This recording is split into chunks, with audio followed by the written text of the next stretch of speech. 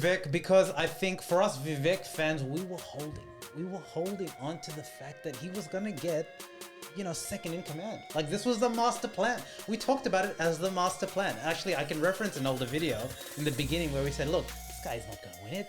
I don't care how good he is in talking like that. I don't care what he's got. He's definitely not gonna get the manga vote, right? But he's doing it to get his popularity up and to be vice president, right? So I feel like I've gone on the roller coaster that was Vivek Watch. I really wish he was still in it. Obviously, he was our money maker. At one point, it was a single content cash cow. But anyway, look.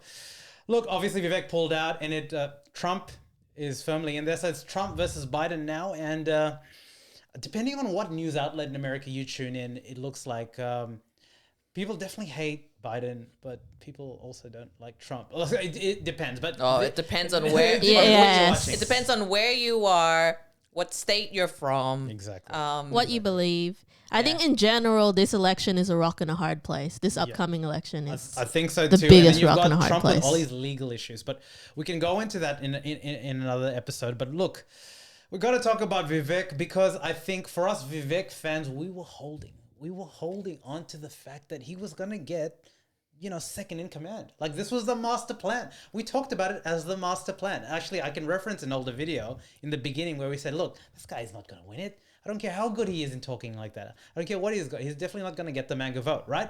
But he's doing it to get his popularity up and to be vice president, right? So he appealed kind of like to the Trump fan base. But alas, look, per Bloomberg, I'm going to read this verbatim.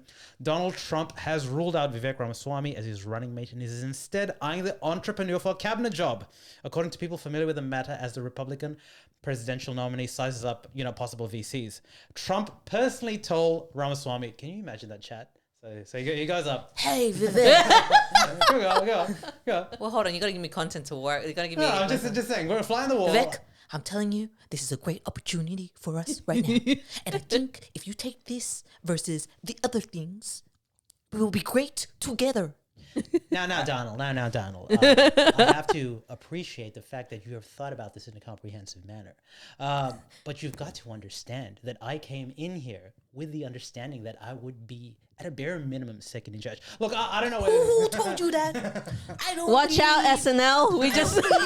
We just got a skit out here. Okay, I'm so done. End scene. Listen. So my... what are your initial thoughts? Do we feel a bit sad about it? Do we ever felt like, being serious now, that Vivek had a shot at being VC? No. No. I think a lot of people... Here's the thing. Vivek has this echo chamber of, passionate supporters on the internet because he just appeals to that generation, right? Which is kind of like Gen Z, Gen Y. He talks very well. He's not of that, class. You'll definitely get almost every colored vote. You know what I mean? So these are the individuals that are on social media, on TikTok, on YouTube, that are commenting. Because if you looked at any Vivek GOP debate, 80% of the stuff was about Vivek. You were saying. You got to remember the context that we're in. Yeah. I don't think people are still over Obama. What do you mean by over Obama? As in they wanted him still there? No, as in he did Obamacare was wrong and blah, blah, blah, whatever. And of course it's going to come back to, this is a broad statement, right? But it's just, we don't need any of the colored folk in there for now. We've got too many colored folk in there, right? But there's definitely an element of that. But yes. The flip side to that, I reckon I think he's in it for the long haul, right? Based on the generational vote that's here, he's got to sow the seeds for maybe, two terms from now, where he might have a better shot at it. Here's the thing, right? Now that just depends on whether he has the vigor to continue. Because he's still relatively younger than the others. He's younger, but the other thing as well is he'll make exceptionally less money doing this than he would because he's an owner, he's an entrepreneur, right? He's that's the other thing, right? Well, not that it's about money. Oh, yeah, true. Because then you'd have to you'd have to commit yourself. Yeah. But unless you just let's just play out. So Trump, I don't know if you my investment move is just trickle, just trickle it and then just let it come through different ways and trust and I don't know. I don't ways. I don't know if you recall, but Trump is a guy that clearly likes the spotlight, obviously, right? No shit. That's So- brand new information. Just putting it out, just putting it out there. But when Vivek acknowledged pretty early on that he was pulling out, and he came in, he did this whole public spectacle, shook Trump's hand, like all of them that bowed out kind of did that. Actually, not all of them, but definitely Vivek did that.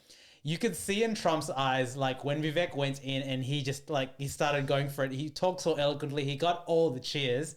And I'm not, basically it's been said that he doesn't want the VC to be someone that overshadows, VP, sorry, to be someone that overshadows him. And I think you get a little bit of that element with Vivek, simply because there's such a contrast. The thing is, with the current candidates that we have on both sides, Vivek would outshine them in a debate or anything, which is a very American thing at the moment. They're a lot of things are based on how you can, orate for pretty naturally, right? If there's one thing that, Trump can put on his toupee that, it's a good toupee. that at least he's aware of is that you got to make sure that you don't make yourself look more like an idiot in comparison to, competence around you. Yes. Yeah. So look, apparently Homeland Secretary, like that's where they're considering him there, because apparently he excels at public speaking, and as an Indian American son of an immigrant, could neutralize criticisms of sweeping immigration restrictions. I think that'd be interesting. I don't know if, if you're Vivek, you have to take it, surely. I don't know. It's intriguing.